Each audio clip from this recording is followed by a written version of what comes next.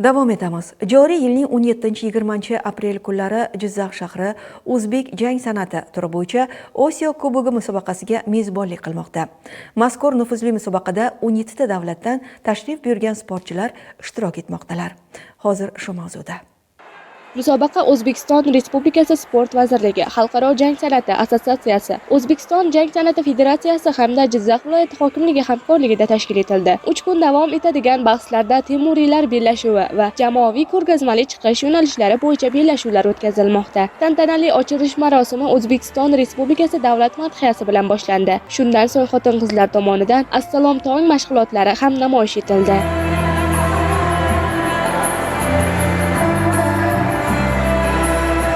Shuningdek, tantanali marosimda Jizzax shahar hokimi Komil Xolmurodov so'zga chiqib, musobaqaning yoshlar tarbiyasidagi ahamiyati, xalqaro maydondagi nufuzi va sport orqali do'stlik aloqalarini mustahkamlashdagi o'rniga alohida to'xtalib o'tdi.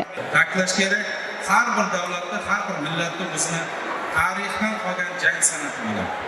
Xuddi shu qatori o'zbek jang san'ati ham mustaqillik yillarimizda rivoj topib, aynan mana shu yoshlarni, shu jumladan aholini sog'lom turmush tarzi kechirish, ularni sport musobaqalariga qiziqtirish yoki ommaviy sport musobaqalarini o'tkazish maqsadida qabul qilingan qarorlar asosida mana shu xalq bilan sport o'rtasidagi birdamlikni ta'minlash maqsadida jang san'at sport turimiz bugun butun dunyoga tarqalib bormoqda. Keyingi so'z Hindiston jang san'ati assotsiatsiyasi vitse-prezidenti Sudish Kumarga berildi.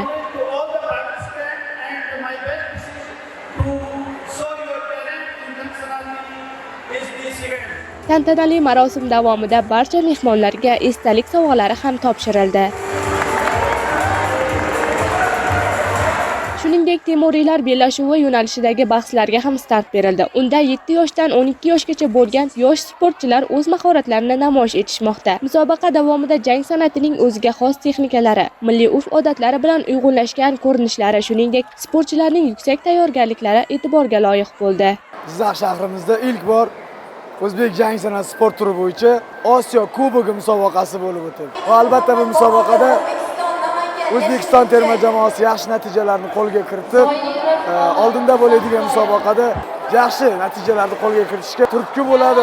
Ushbu musobaqa nafaqat sportchilar uchun muhim tajriba makoni, balki o'zbek jang san'atining xalqaro miqyosdagi nufuzini oshirishga xizmat qilmoqda.